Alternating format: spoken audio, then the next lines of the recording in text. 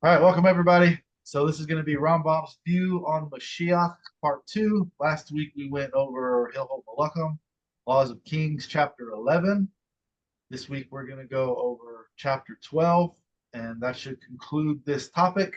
So I'm going to try and get some people to read the actual halakha when I do the screen share, the whole halakha, and then I'll go back in the physical copy that I have here. I'll give you the commentary that's in there. That way you've heard the whole halakha before we start discussing the commentary on it, and then we'll move on. So let's go to screen share, and we'll pull this up. Share sound just in case we go to YouTube or something. Share. All right. Does everybody see chapter 12 here on the screen? Somebody's got to be brave enough to say yes or no. I can't see what you're saying. Yes. Yes. I'll see it. All right. Mark, can you read the halakha 1 from the beginning to the end? Do not presume that in Messianic age, any facet of the world's nature will change or there will be innovations in the work of creation. Rather, the world will continue according to its pattern. Although Isaiah 11:6 states, the wolf will dwell with the lamb, the leopard will lie with the young goat. These words are a metaphor and a parable. The interpretation of the prophecy is as follows. Israel will dwell securely together with the wicked Gentiles, who are likened to a wolf and a leopard. As in the prophecy, Jeremiah 5:6, a wolf from the wilderness shall spoil them, and the leopard will stalk their cities. They will all return to the true faith and no longer steal or destroy. Rather, they will they will eat permitted food at peace with Israel, as Isaiah 11:7 states, the lion will eat straw like an ox.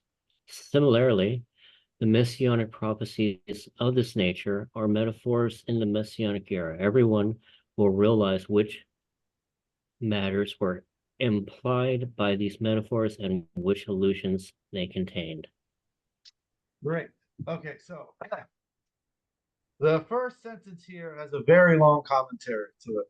So I have, do not presume that in the messianic age any facet of the world's nature will change or there will be innovations in the work of creation. Rather, the world will continue according to its pattern.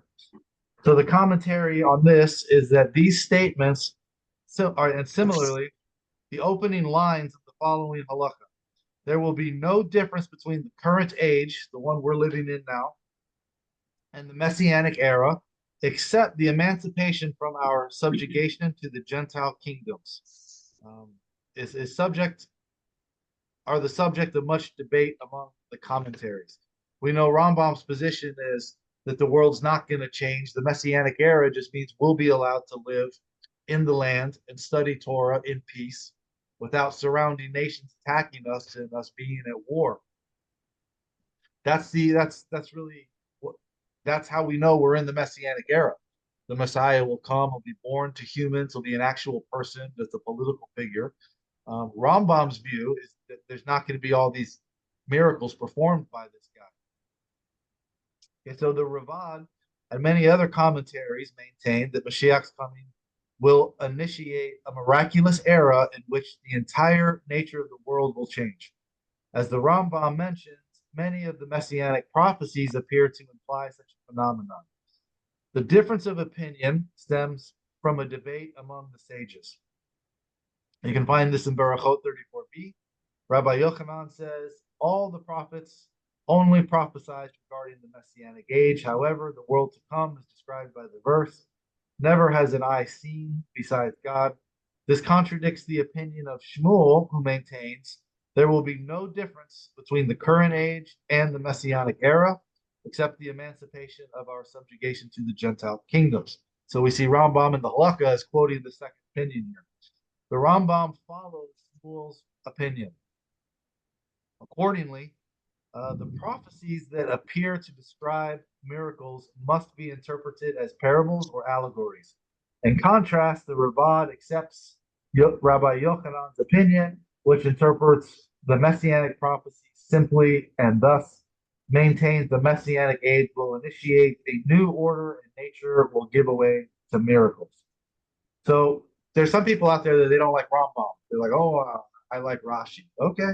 Well, it's not like Rambam is making stuff up. I mean, he's giving us in Mishnah Torah what's in the Talmud.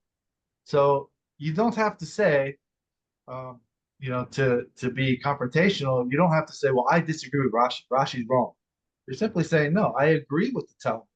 I agree with what Rambam is quoting in the Talmud.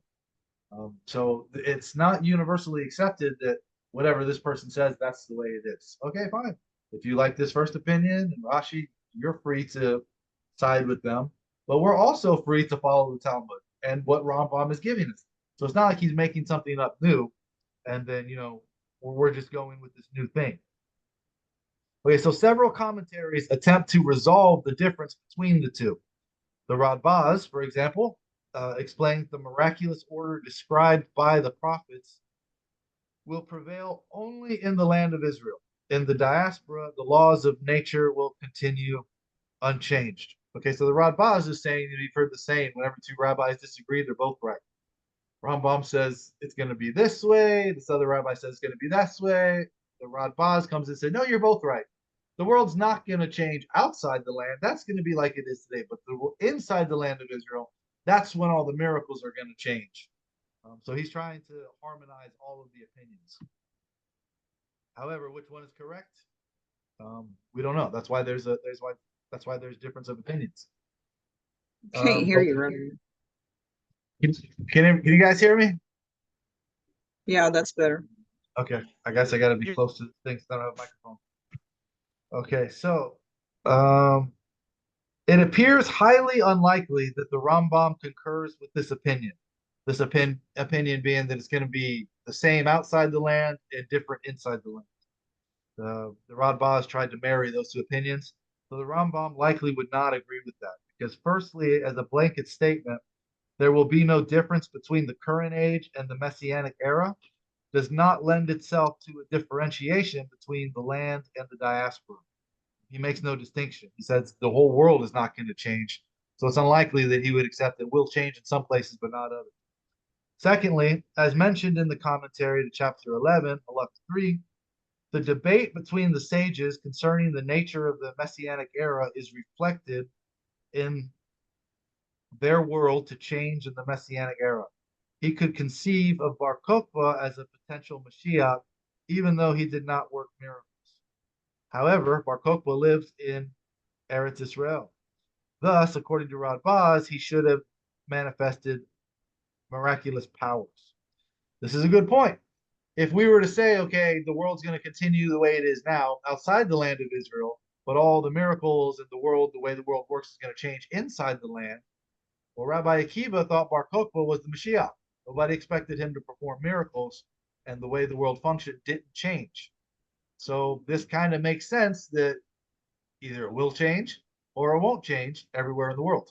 But specifically in the land, nobody expected it to change when we thought Bar Kokhba was the Messiah. Of course, we know he wasn't because he died, failed in his mission.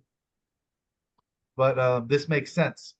Okay, there's another book out there, the Avodat HaKodesh, which offers a different resolution, explaining that though the world will follow the rules of nature, the nature of the world will return to its state before Adam committed the sin of the tree of knowledge. What state is that? There's many debates about was this even on earth, and after they died, they came down to earth. Rambam said the Garden of Eden was a real place on earth somewhere in the east.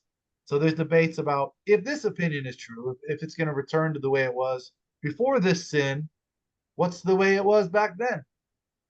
Chabad commentary says that when Cain and Abel were born, they were born and then they grew to an adult state in a matter of 10 seconds.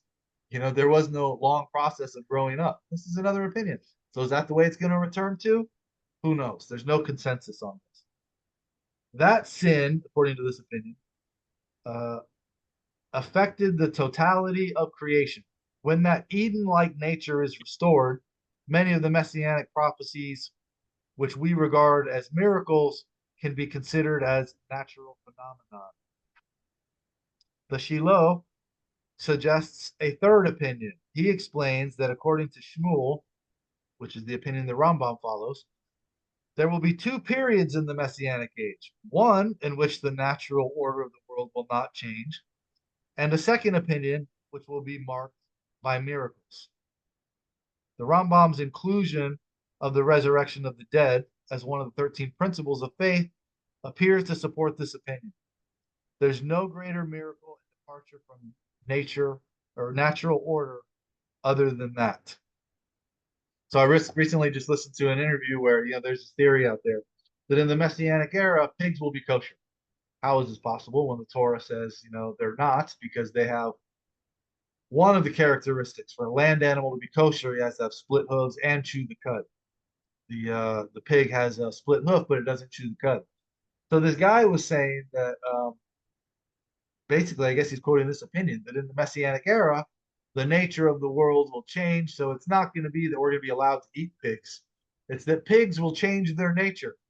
They'll start chewing the cud. They'll start behaving like kosher animals, which means their biology is going to change, and therefore the pig will become kosher.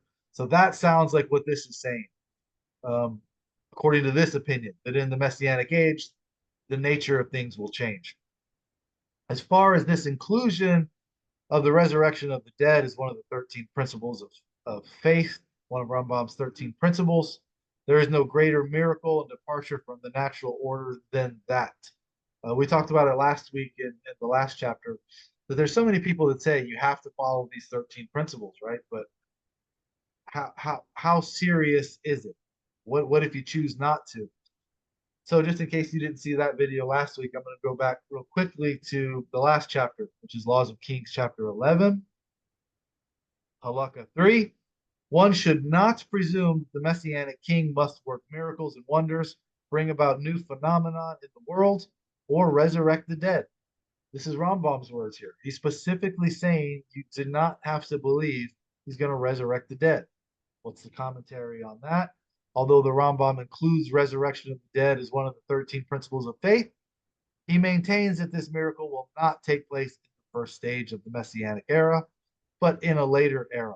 Moreover, resurrection of the dead will not be a miracle worked by the Mashiach individually, but a change brought about by God. So let's continue with the sentence. One should not presume that the Messianic king must work miracles and wonders, bring about new phenomena in the world, resurrect the dead, or perform other similar deeds. This is definitely not true. When he says we don't have to believe that he'll perform other similar deeds, the Yemenite manuscript of the Mishnah Torah continue as the fools say. So in Rambam's position, which is the Yemenite manuscripts are always going to be the most accurate, he says this is what the fools say. So he's not even neutral on it. Some believe this, we believe differently. He mocks them. He calls them fools for believing them and says this is definitely not true. The identity of Mashiach will not be determined by miracles and wonders, but rather, as explained in the following halakha, by his ability to lead the Jewish people to a more complete observance of Torah and mitzvot. We're just looking for something that he's actually going to achieve that we can see and measure here in this world through natural means.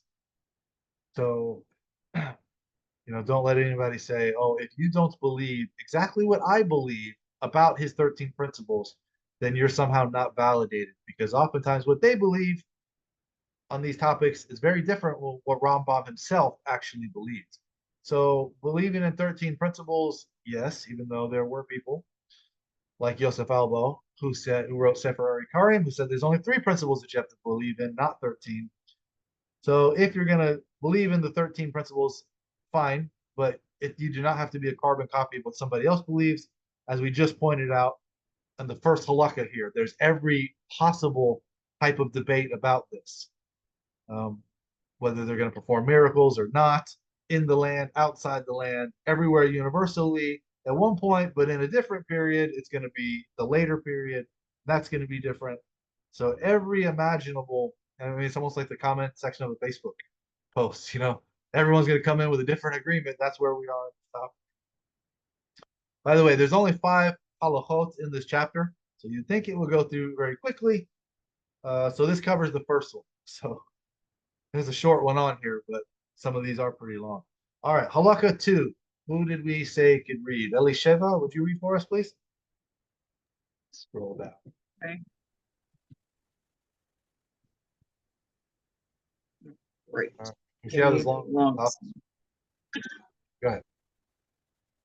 Our sages taught that there will be no difference between the current age and the Messianic era, except for the emancipation of our subjugation to the Gentile kingdoms. The simple interpretation of the prophet's words appear to imply that the war of Gog and Magog will take place at the beginning of the Messianic age. Before the war of Gog and Magog, a prophet will arise to empower Israel to be uprighted and prepare their hearts. As Malachi 3:23 states, "Behold, I am sending you Eliyahu. He will not come to declare the pure impure or to declare the impure pure. He will not dispute the lineage of those presumed to be the proper pedigree, nor will he validate the pedigree of those whose lineages is presumed blemished. Rather, he will establish peace within the world, as Ibid 3:24 continues. He will turn the hearts of the fathers to the children." There are some sages who say that Eliyahu's coming will precede the coming of the Mashiach. All these and similar matters cannot be defiantly known by man until they occur, for these matters are undefined in the prophet's words, and even the wise men have no established tradition regarding these matters except their own interpretation of the verses. Therefore, it is a controversy among them regarding these matters. Can you raise it up a little bit?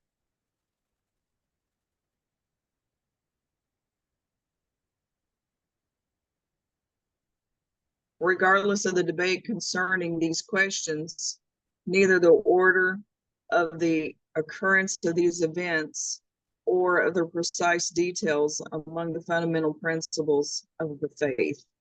A person should not occupy himself with the agadot and the homilet. What is that word? Exegesis. The Huh? Homiletics. homiletics. I've never seen that word. Concerning these and similar matters, nor should he consider them as essential for study of them, nor will they bring fear or love of God. Similarity, one should try not to determine the appointed time for Mashiach's coming. Our sages declared, "May the spirits of those who attempt to determine the time of the Mashiach's coming expire. Rather, one should await and believe in the general conception of the matter as explained." Great. Is that it? Okay. Yeah, that's the end of that one. See, on the website here, you had homiletics. I have exegesis in my book. Sorry about that. Oh, But great yeah, I job. don't like that word. Thank you. Okay, so our sages taught there will be no difference between the current age and the Messianic era, except the emancipation from our subjugation to Gentile kingdoms. This is what we're expecting. I mean, that could happen at any time. This is what we're looking for, just to be living in the land in peace without having to be at war. This is considered the Messianic era. The War of Gog and Magog. There's lots of debate about that. I know some of you are fans of Alona Nava. He said in one of his shiurim that, and he said this is his own personal opinion. He's not attributing this to the Talmud or any other shiur. That it's written somewhere about Gog and Magog is the people of Gog. That it'll come from the north. So he said he was on a plane and he's got that little map of where you are while you're flying, and he said it looks that Moscow is north of Jerusalem. I don't even know if that's true. I didn't look at the map. But he says that it's going to be coming from there. As he makes it clear, it's his own personal opinion. He's not quoting anybody else. So you see on these types of things, you can have your own opinions on this type of stuff. I don't get too much into the Gog and Magog, and we're gonna see why. If that war is gonna precede Mashiach, there's opinions that the Messiah already came. Then which war is it? If it already happened, then every war you're gonna think this could be Gog and Magog. I remember in the Gulf War, people were bringing that up about Iraq. So there was something I wanted to say. Oh, before Gog and Magog, a prophet will arise and aspire to be upright and prepare their hearts, as Malachi 3:22 states, "Behold, I am sending you Elijah." The verse concludes, "Before the coming of God's great and awesome day." This is a reference to the war of Gog and Magog, which will make God's power renowned throughout the world. So Elijah is supposed to be announcing the coming of the Mashiach, right? This is saying that that it's a reference to the war of Gog and Magog, which will kick this thing off.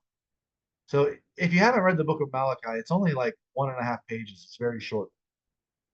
And one of the things that you'll hear Christians say is that God loves everybody.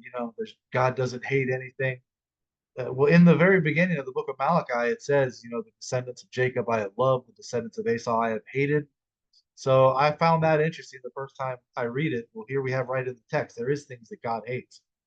And then if you flip it, like I said, it's only a page and a half. It's the next to last sentence, I think, where it says this: "Before that awesome day, I will send you Elijah the prophet," because he's the one that's going to announce the Messiah. So if you're reading a Christian Bible, you just read this, okay, before Messiah, we will get Elijah the prophet. You turn the page, this is the New Testament, the life and times of the Messiah, right? Did I miss a page here? What happened? We're supposed to get Elijah back and then the Messiah. Are there books missing here? What's going on? So I always found that interesting, but that's what it's referencing there in the book of Malachi. So what's the Messiah going to do after Elijah comes and announces? He's not going to come to declare the pure impure or declare the impure pure. This means things are not going to change, like we were talking about we're not going to declare the pig kosher. He will not dispute the lineage of those presumed to be a proper pedigree. Pedigree lineage is an important factor in Jewish law. A person who is descended from a mamzer or a servant may not marry a native-born Israelite. These factors are particularly important regarding priests, the Kohanim. The sages consider it an accepted tradition that many people of a blemished lineage have intermingled with the main body of the Jewish people, and that in the Messianic age, all questions concerning lineage will be clarified. So this is talking about the Kohanim, the priesthood. In order to be a Kohen, you have to be a Kohen on your father's side. So, the Kohanim, they're not allowed to marry non-Jews. But what happens if he does? What happens if he has a child with a non-Jewish woman? That child is a Kohen, right? Because this comes from the father.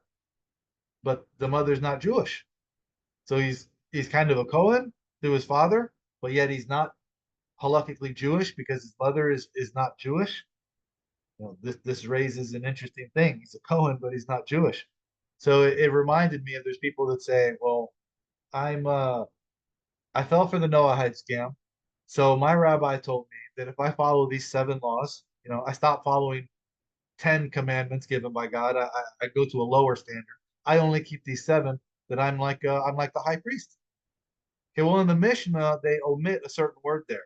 It says is just an opinion, but in a time in an era where we're allowed to accept Noahides who will follow 7 laws, that they will be like an unlearned priest.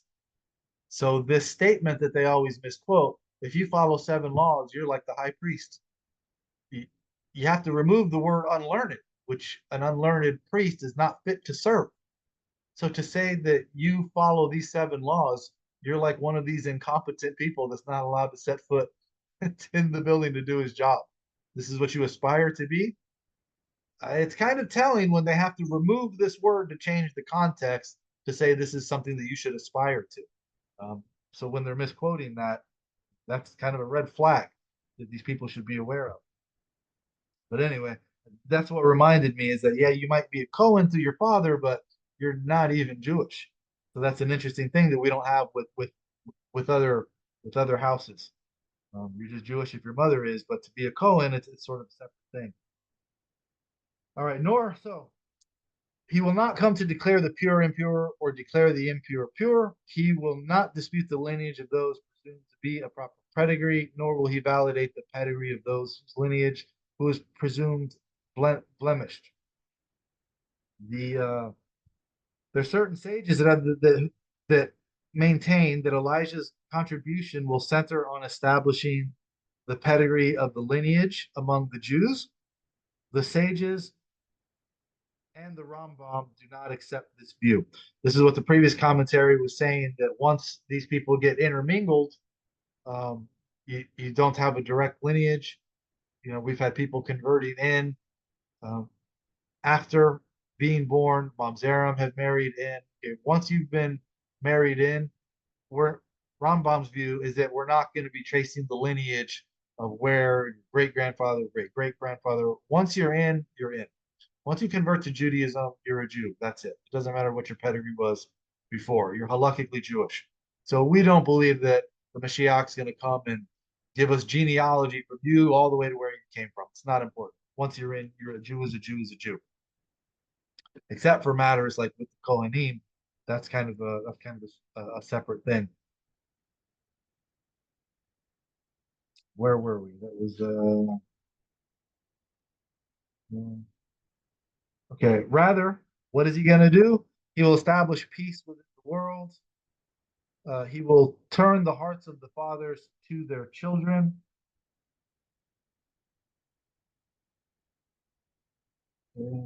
Elijah will eradicate the hatred that exists between men. Our sages explained that the temple was destroyed because of unwarranted hatred. Sinat hinam, baseless hatred. When hatred, the cause of the exile, ceases, then the exile itself will come to an end. This is why we're still in the diaspora. So this means if we can ever get our act together, we could be redeemed and brought back today. But it's based on us doing that, which so far we have failed to do.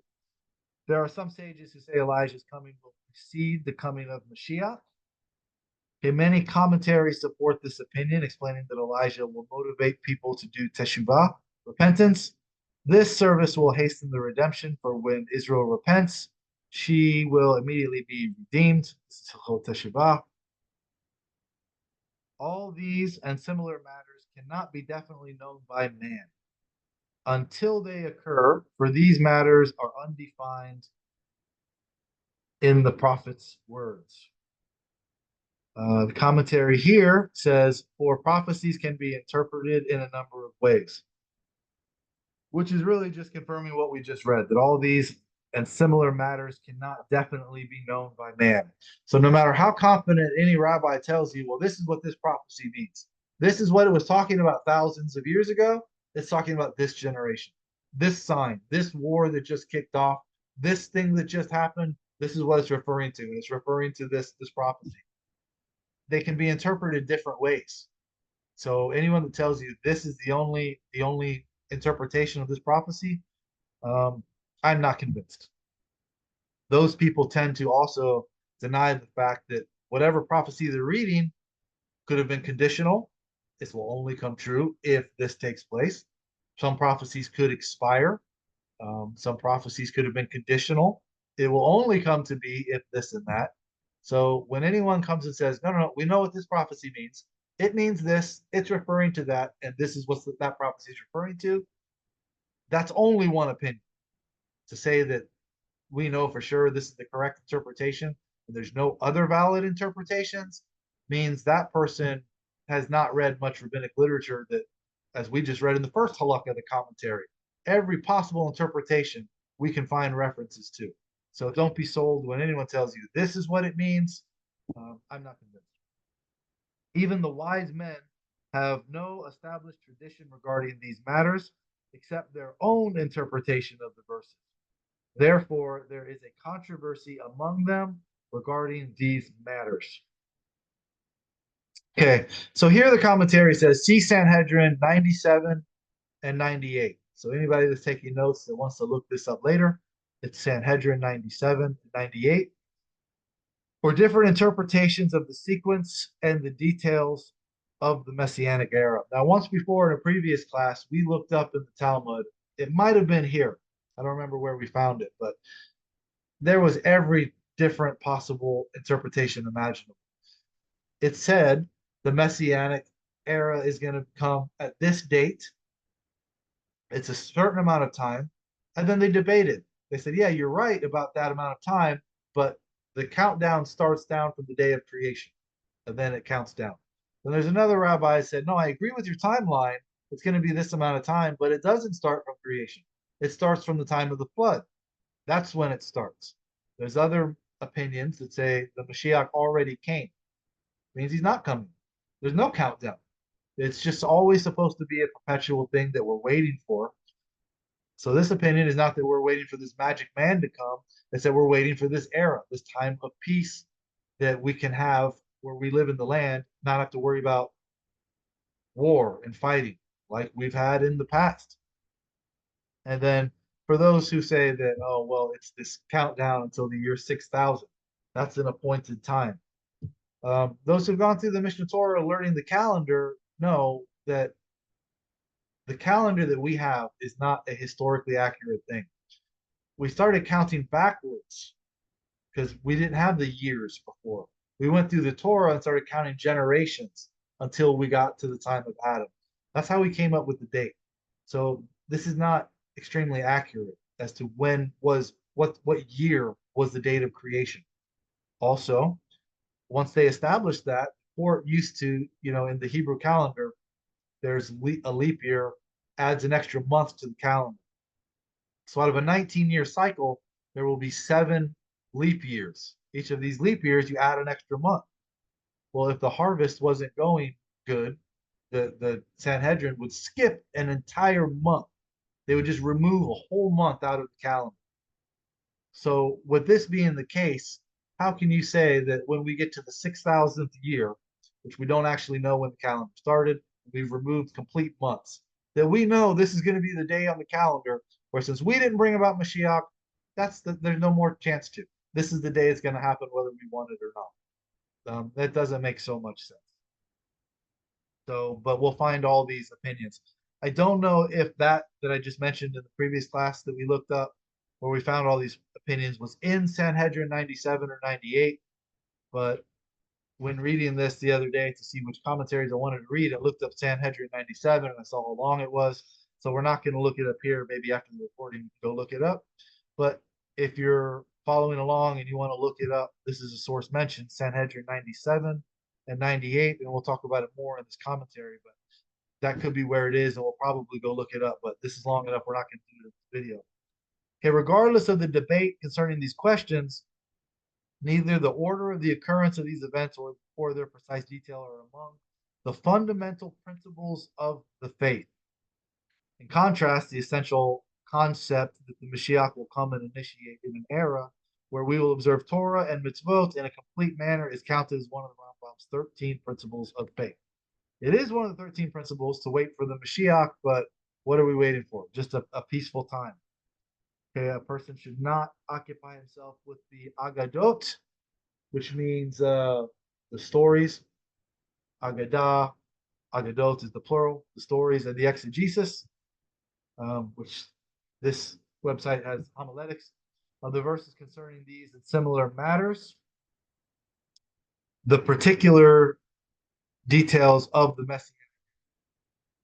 So if you're going to believe in the coming of Mashiach, but not all the details, what does that mean? In Sefer HaMitzvot, he enumerates how do we get all the 613 commandments. There are some principles that he defines as how do we determine what is a mitzvah that he's going to count. And there's an example here where he talks about not enumerating every detail on an act which we are commanded to perform. So, for example, and they shall make for me a sanctuary, that's one positive commandment. All the details, you should make this, you should make that, following the description of its artifacts, we're not to count every and you shall make as a commandment in itself. So that's what this is saying as one of the 13 principles is to believe in the coming Mashiach. Yes, that's one of the principles. But you do not have to believe every single detail of how that comes about, what he's going to be. These details, there's much debate about. So just because someone else believes this particular detail is different than what you believe about this particular detail, doesn't mean you're somehow in violation of believing in the principle that we're waiting for Mashiach. Okay, similarly, one should not try to determine, a person should not occupy himself with the Agadot exegesis of verses concerning these and similar matters, nor should he consider them as essentials. Why? I mean, right there is pretty telling. The Rambam's telling you this is not one of the essentials. The reason why is the study of them, study of what Mashiach's going to do, will not bring fear or love of God. Fear of God and love of God, these are in the first four positive mitzvot in Sefer HaMitzvot. The fear of God and love of God is more important than waiting for Mashiach. Similarly, one should not try to determine the appointed time for the Mashiach's coming. Our sages declared. Here, the commentary just says Sanhedrin 97b. Remember, for those taking notes, we wrote down Sanhedrin 97 and 98. Here it's saying Sanhedrin 97b. So this could be, I haven't looked it up, what I referenced earlier about all the different opinions, but we'll look it up after recording. So anyone watching the video, Sanhedrin 97, Sanhedrin 97b, Sanhedrin 98 is mentioned. So if you want more on detail than that, then what we're going to go into here, you can look it up there. Okay, may the spirits of those who attempt to determine the time of Mashiach's coming expire. Pretty strong language there, specifically telling you don't even attempt, to figure this out. So what's the commentary on this? The sages opposed publicizing an appointed time for Mashiach's coming. The sages are telling you don't do it. Don't go out there and teach your students that this is when Mashiach's going to be coming. Lest he not arrive at that time and many of the common people become disillusioned and abandon Jewish practice. People could actually leave the religion because they were told, oh, this is the sign. This rabbi said Mashiach is around the corner. If you can't feel it in your bones, then you're numb to it because it's this close. And then they start pointing at signs where this is what's going to happen. This is the sign. This is undeniable. And then it doesn't come to be. And people just drop it because of it. This book here, this is Living Judaism by Rabbi Dwayne Dosick, PhD. He talks about when we left Egypt, we followed Torah for the reason that Torah says, because it's the right thing to do. Torah is not saying that Mashiach is going to come when you follow Torah and reward you in the world to come. You're going to be punished if you don't do this. So from the time we left Egypt, we were following Torah for the reason that Torah says, that you do the right thing for the sake of what's right. So fast forward to the time of the Greeks, people were getting killed. We're watching our brothers getting slaughtered. We're seeing bad people living lives of crime and getting rewarded for it, like we're seeing today. As King Solomon says, there's nothing new under the sun. So the people started asking the rabbis, why are we abstaining from this and that? Why are we living this difficult life? Why don't we just drop it and do what everyone else is doing? And at first, according to this book, the rabbis tried to keep people motivated by telling them to follow Torah for the sake of following God, which is what we've always done. But it became difficult with the atrocities that people were seeing every day surrounding them. So in order to keep people frum, rabbis came up with the concept of Messiah.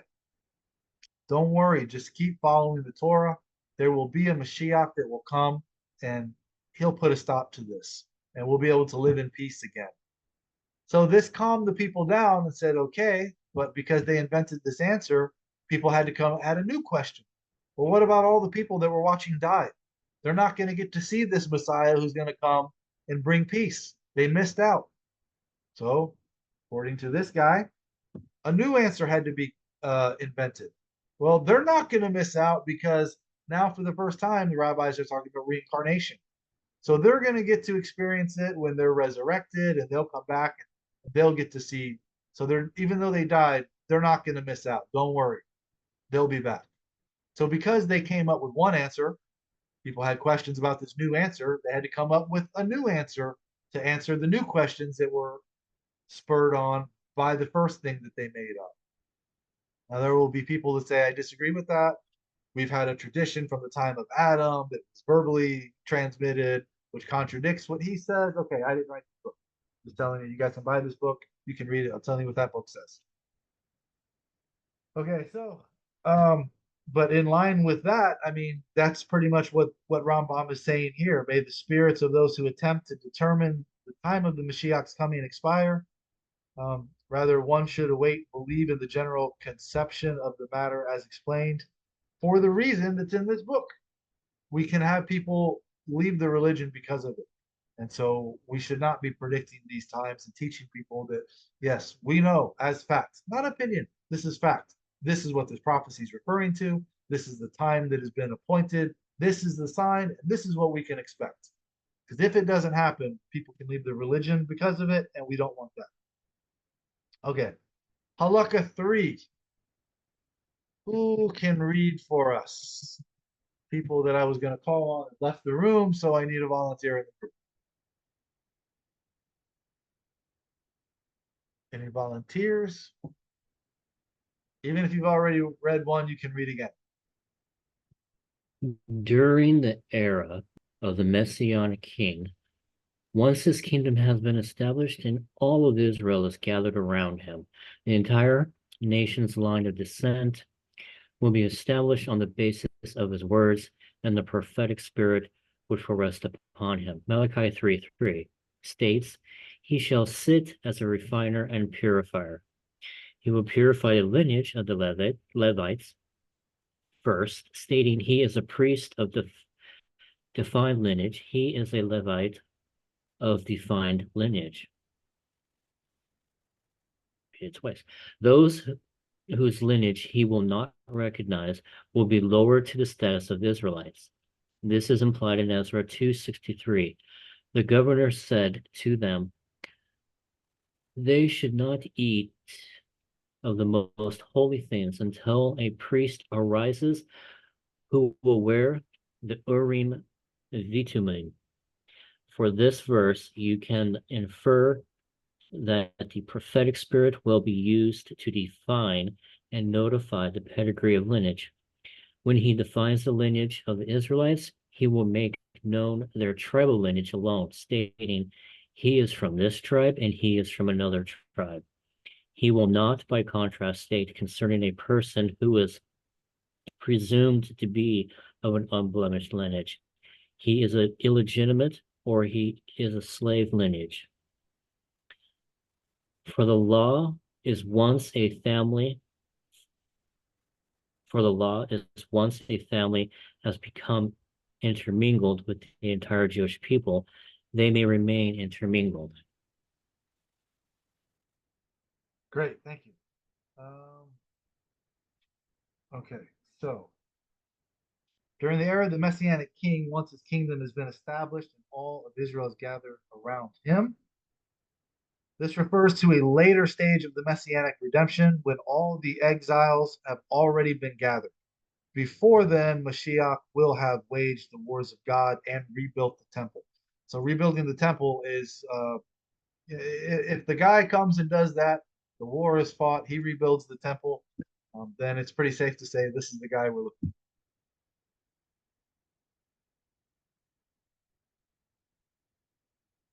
The entire nation's line of descent will be established on the basis of his words.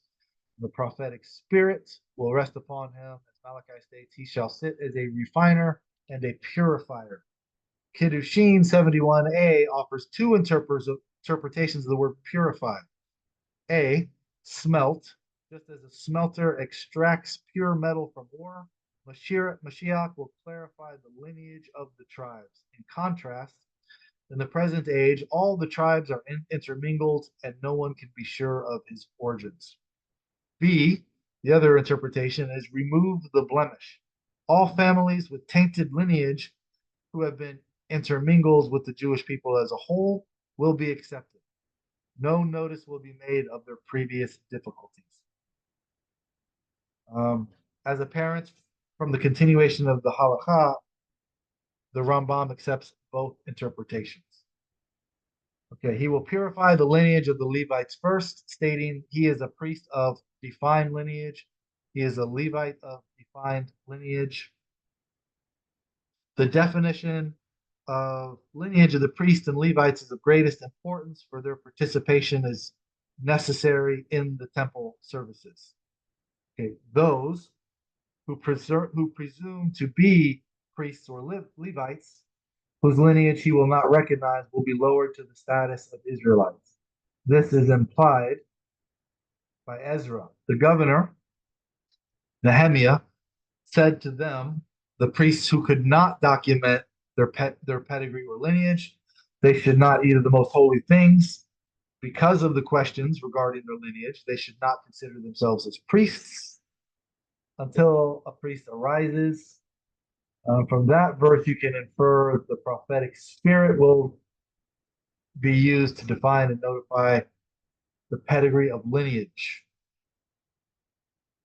Though the Rambam maintains Mashiach will divine the people's lineage without using the Urim Tumim, their lineage will be established by prophetic spirit and not by other means.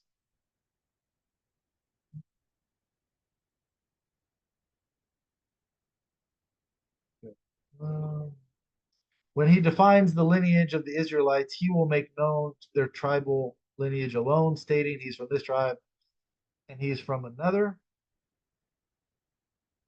The knowledge of one's tribal lineage will be important in regard to the division of Eretz Israel and other matters.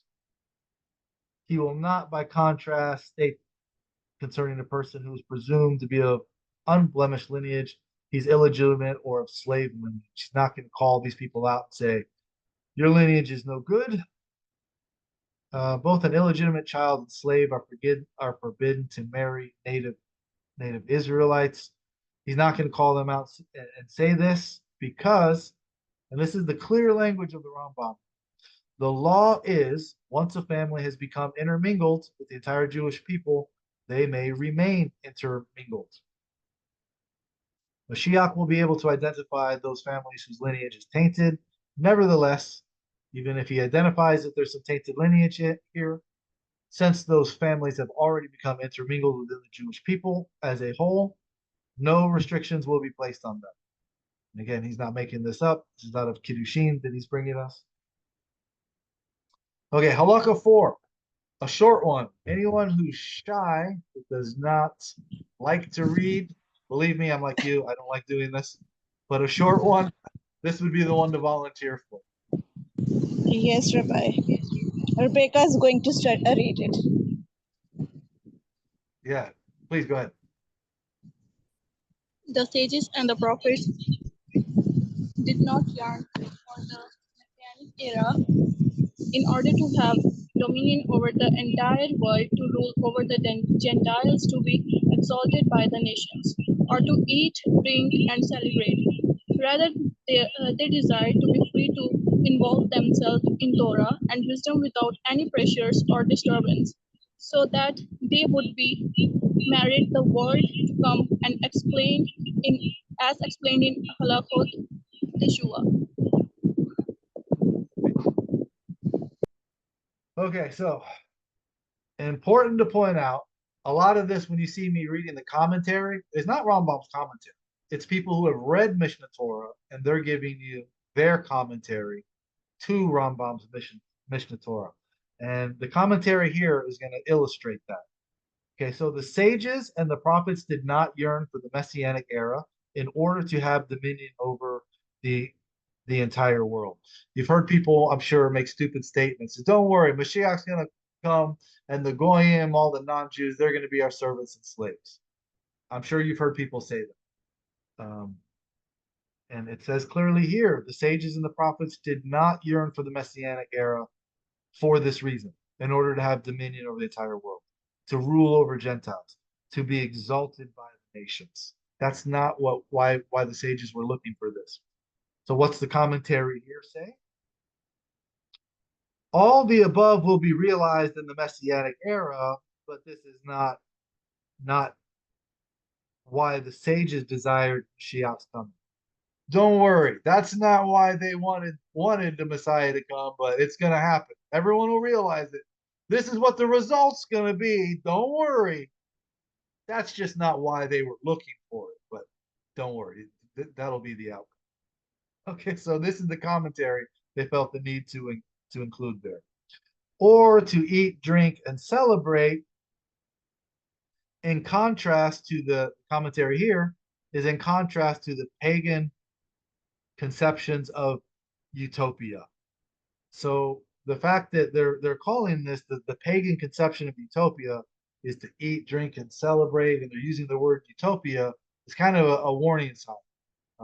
When people are saying, "Oh, we're looking forward to this era because what it's going to be like," that's not the reason our sages were looking forward to it.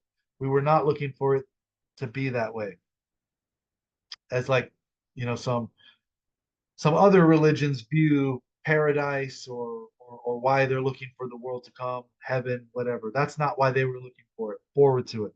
Rather, they desired to be free, to involve themselves in Torah and wisdom without any pressures or disturbances. This is describing a time here on earth where we don't have to worry about getting killed. We don't have to worry about, all the horrors of war, and we're free to learn and connect with God here on earth the way that the Torah describes that we can do it. That's why they were looking forward to it, not the world changing and, carnivorous animals becoming vegetarians. Okay, they were looking to just have time of peace here on earth, so that they would merit the world to come. In Hilchot Teshuvah, chapters 8-9, Rambam describes the world to come as man's ultimate reward. He interprets the world to come as a spiritual realm where the soul will exist independent of the body.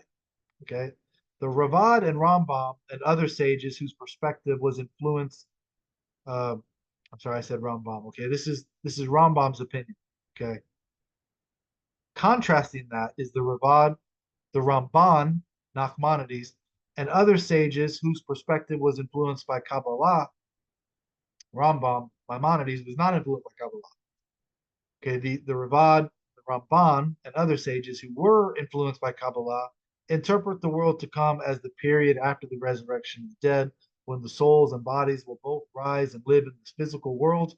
Okay, so Rambam, not influenced by Kabbalah, views it very differently as the mystics who talk about all these magical things.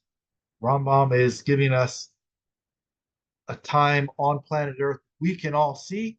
These changes don't have to happen, the miraculous ones. And that's explained in Hilchot Teshuvah in the Mishnah Torah. Okay, 5. The last halakha, which is also short. Anybody that wants to read that? Yes, Rabbi.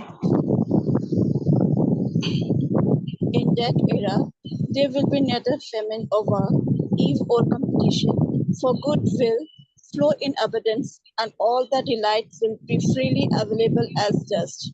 The occupation of the entire world will be slowly to know God. Therefore, the Jew will be great sages and know the hidden matters, grasping the knowledge of their Creator according to the full extent of human potential, as Isaiah 11:9 states. The, the world will be filled with knowledge of God as the waters cover the ocean bed. Very good. So, in that era, there will be neither famine nor war, envy or competition, for good will flow in abundance, and all the delights will be freely available as dust. commentary on that is that the Rambam did not employ this expression simply as a metaphor for abundance.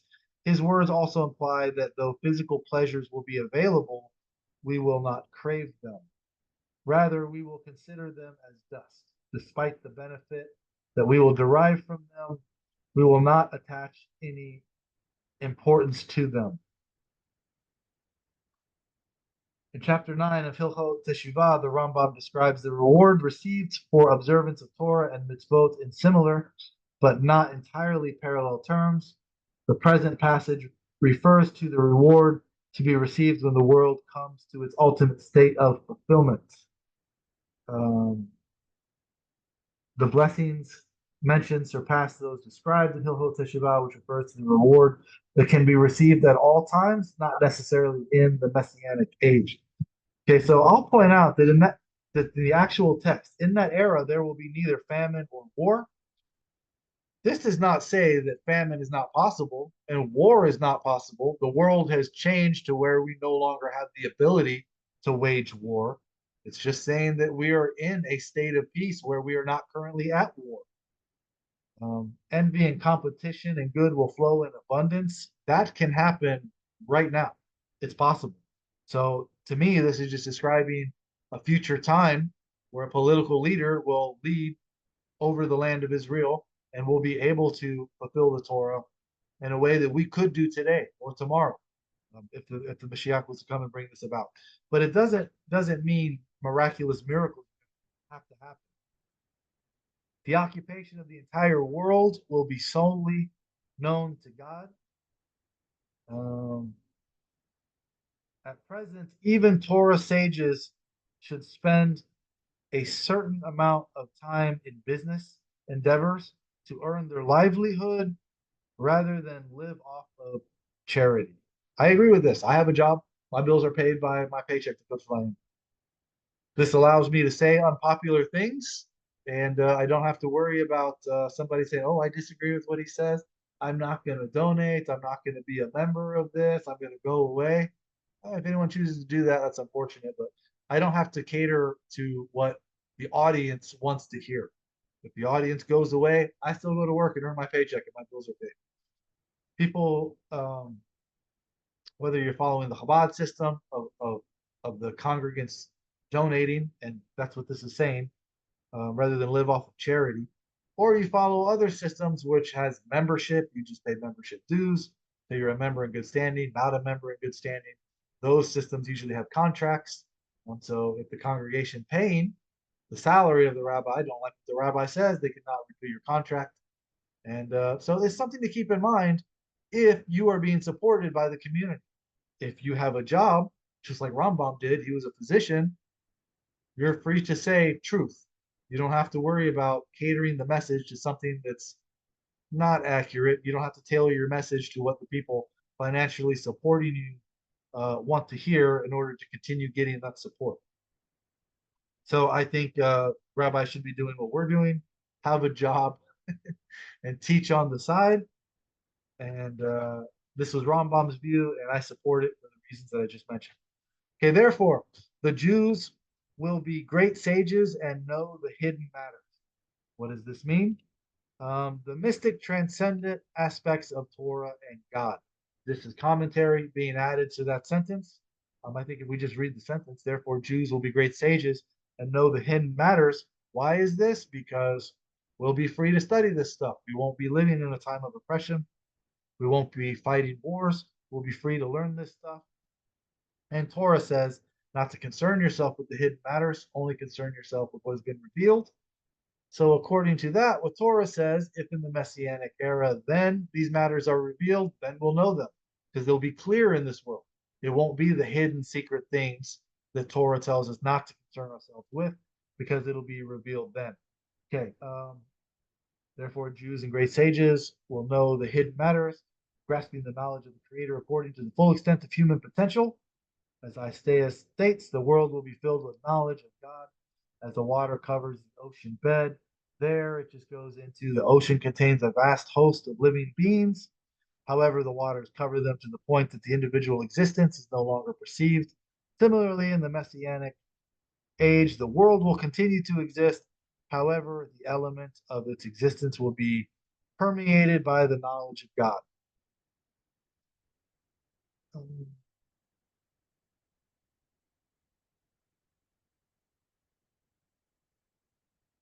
Okay, so the Mishnah Torah begins with the foundation of all fundamental principles, and the pillar of all wisdom is to know that there is a primary entity. Thus, the text begins and ends with the knowledge of God.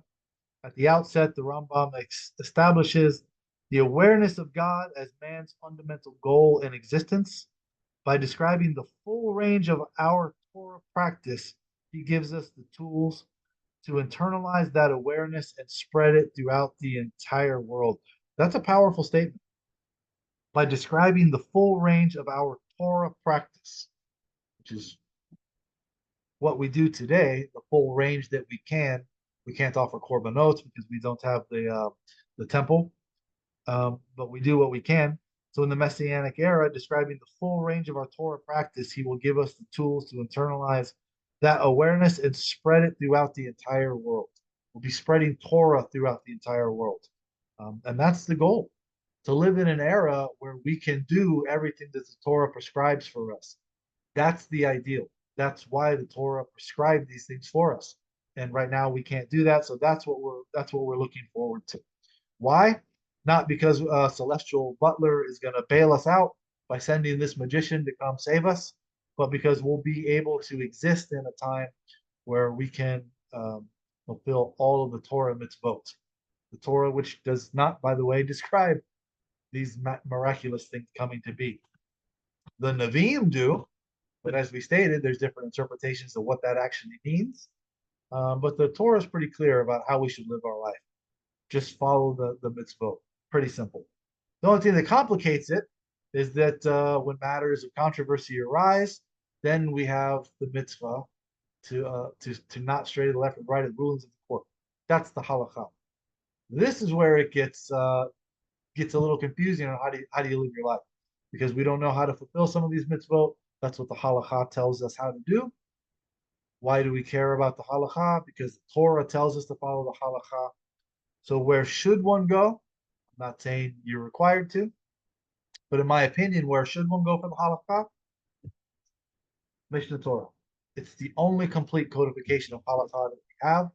There's things that you can't get if you're going to other places, like the Mishnah Brura or the Shulchan Aruch. I'm not saying you can't read those, but if you want to know about things like how the Sanhedrin function, how the korbanot worked, the death penalty, it's not there.